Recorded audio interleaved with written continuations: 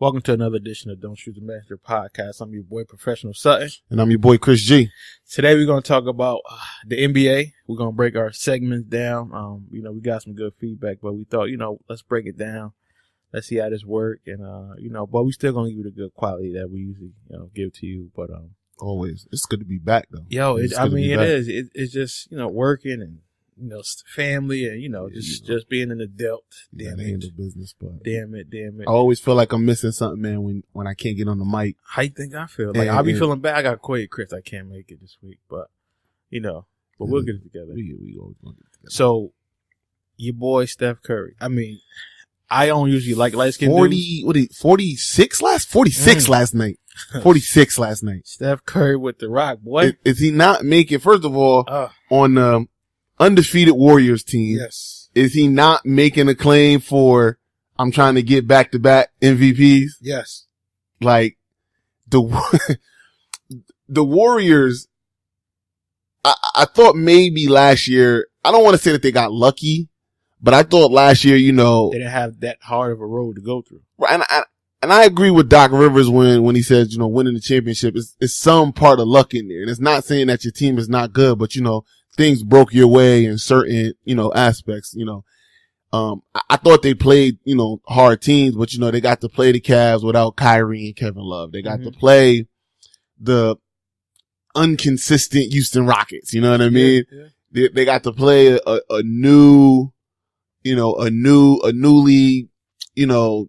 the table New Orleans Pelicans. You know what I mean? They didn't have to go through the Spurs, and they didn't have to go through a healthy Thunder team or, anything like that in the West. And then, when they got to the beast of the East, they were diminished. But, with all that being said, they still won. And, there's no doubt you can't take anything away from them. And I feel like this year they came out on a mission like, listen, it wasn't luck. Yeah. Like, we got skills and we'll do it again. You know who they remind me of? The Patriots. It was like all that clout with the first year, right? Yeah. I was like, okay, everybody think we can't do it. But even last year, with the whole Deflategate and all of that, and people say, oh, the ball, whatever. So they're like, listen, we're going to bust your ass. We're going to show you what we got. Now what? And that's what the Golden State Warriors are doing. I mean, as a team, Steph Curry, he's averaging 33 points a game. I mean, he's looking phenomenal. I mean, he's making it look easy. He really is. He really is. I want to say that he's had a 50-point game already this year. Mm-hmm. He's had 240-plus point games. Mm-hmm. And then, like you said, he's averaging 33. So he's always in that, 30 range, for a game, which is, he's playing on another level right now. I mean, it's a little too early to start chanting MVP, but I think he's clearly saying that I don't care if Russell Westbrook ended off last year hot. I don't care if James Harden ended off last year hot and people thought, hard and they thought he should have won. I don't care, that Bron back, that Kevin Durant is back. Like, I'm coming for it again. Yeah. I'm coming for it again. I'm trying to tell you I'm the best shooter out here. I'm trying to tell you. And not only is he telling us, but he's showing us and he's making it look so easy. So when he's going against the Clippers, when he's going up against the Pelicans, he's saying like, okay, listen, I'm playing the best of the best and I'm playing my best ball. Now what? And not to mention, he still has those players around him that support him, so. When you got Klay Thompson on your roster, you got, Andre Iguodala, Draymond Green, mm-hmm. Harrison Barnes, who people better realize is, let me tell you something. When his contract is up this year, he want big money. Yeah. He want big money. I'm telling you, Harrison Barnes. And listen, as a Dookie over here, all right, I hate giving any Carolina player props except Jordan, but Harrison Barnes is doing his thing, man. I can't.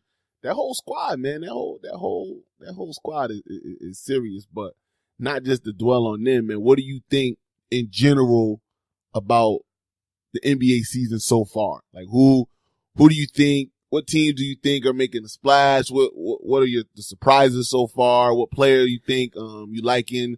What rookie you think is banging out the most? Like, what's your thoughts? What I saw so far, because NBA, like we're just scratching the surface. But a team that I'm really looking at is the Minnesota Timberwolves. looking at them. Right, looking at Karl Anthony Towns, Andrew Wiggins. You know what I mean? You know, they got another rookie up there, Tyrus Jones from Duke, and they got another rookie. I can't remember his name. He got like a weird Russian name or something. No, I know you're talking about. Yep, you already started it, but we ain't gonna play ourselves and try to pronounce it. Yeah, but you know them. I mean, like the West is always killing, but I like what Anthony Davis. You know what? I not surprised, but I thought he was gonna really be killing it. Thus far, but we still early. Still early. And Andre Drummond. What? I mean, he's UConn's on right now. He's doing his thing, man. I want to say I read a stat yesterday. First player in his first 10 games. First 10 games to have 150 points and 150 rebounds. Mm-hmm. He looking good, but it's one of those things where, as a big man nowadays, because it's so fast paced, back in the day, I think everybody, they had their plays, they set, and they got it to their big men. But now it's like such a fast game that the big men are like, like they become obsolete. Yeah. So when you see a big man actually, getting those type of numbers, and you're like, wow, this, like this is what basketball, or this is what we grew up with. We grew up on that. Like, we when we were watching basketball, we had just came out of the 80s, out of that hardcore basketball. Yes. So, we talking about Jordan in his prime. We're talking about the Bad Boys. We're talking about we're talking about the Celtics. We're talking about Showtime Lakers. We're talking about we're just talking about a lot of good teams. Back when the Knicks was actually good. Yeah. When the Miami Heat was good. When Golden State wasn't the Splash Brothers, it was Run TMC with Tim Hardaway, with Chris Mullin, and Mitch Richmond. Yeah. You know what I mean? We talking about we talk about Chris Webb playing with the Bullets. Yes. Like, you know what? And I was telling my nephew, because my nephew, he plays like power forward, small forward.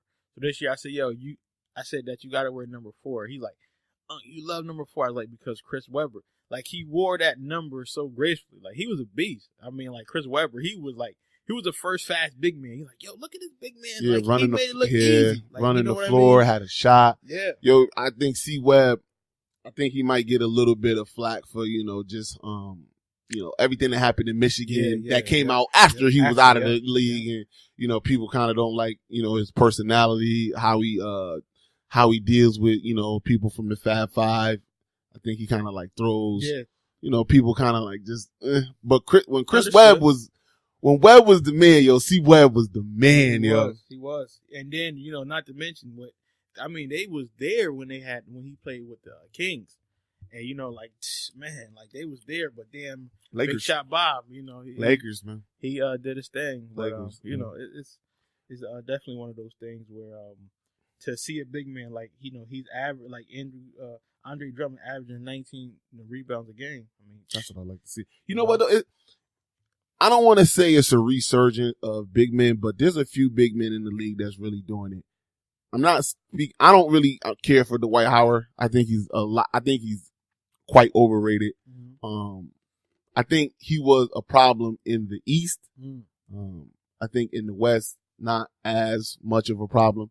But I'm feeling what Karl Anthony Towns is doing. Yeah. And then you got KG coaching him. Got KG coaching him, and that's good. I'm really, and not just because he went to Duke, but I'm really feeling what Jahlil Okafor doing right now. Yeah. I mean, I want to say he averaging like 19 or 20. He dropped 26 last night. He dropped 28 on his debut. Jahlil Okafor been killing. Obviously, Andre Drummond. Then you want to talk about I see your boy Anthony Davis and Jabari Parker. That's what I want. Well, he's still coming off of the ACL injury, so they got him. They slowly working him back in. So I don't know. I think he didn't even play a couple nights ago, and then his first night back, they only played him like 16 minutes. No need to rush him because the Bucks is actually doing good. They got the Greek Freak, and they're just actually a pretty decent team, surprisingly. So there's no need to rush Jabari Parker back. Mm-hmm. If you want him to be the franchise, you want him to be the future, just take your time. But but overall, like I said, the NBA season, like the baseball season, is a long season. So right now, I just catch it. I'll peek in here, but I think that All-Star break, that's when really basketball, in my eyes, really kick off. That's when it really kick off. All-Star break. Well, that's right about All-Star break is after the NFL's over. Yeah, so like that's when to me all eyes kind of fall on basketball because baseball is just starting, and as much as I love baseball, nobody wants to watch baseball. Nobody got to watch 160 some games. Yeah. Baseball is for me. I rock with my team, Go Mets, and when it's the playoffs, it's exciting. No matter who's in it. It just so happened that the Mets happen to be in it this year, but when it's not the playoffs, man, it's just like this shit is just long, man. It's just long. There's no drama to it because there's so many games. A lot of games really don't matter. Yeah. You know what I mean? Till you get to the end where it's like, all right, now we need like real good positioning and shit like that. So. Yeah, but it's being a LeBron fan, I just want to see what he's going to do. He got a little help. He don't have to play 100 minutes a game, so he's actually, sit back and relax and actually enjoy the show. He's true. He's 30. He'll be 31 next month.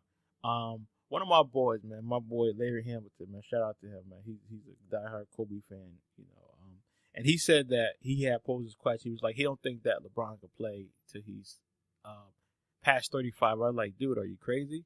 Like, he's going to play past 35. Like, right now, he's not even slowing down in how he works out. And I was saying it's a difference between, when you're hurt and you're injured. LeBron never been injured. He had hurt. He's been hurt, bangs and bruises. Yeah, bumps and bruises, but never injured. But you don't think he's slowing down? Because I think he's slowing down. I think that what he's doing, he's reserving himself because he doesn't have to play as many minutes. He doesn't have to go as hard because now he got younger players that can fill that void.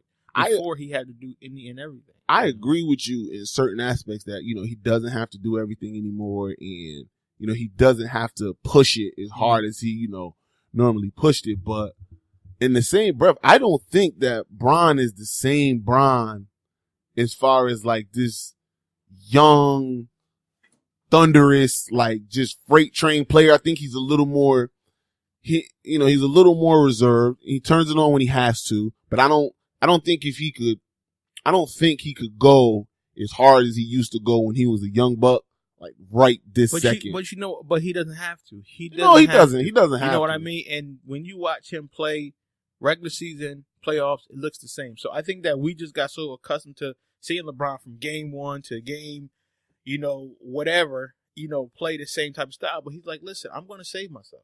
I don't want to get out here and kill myself. I want to save myself.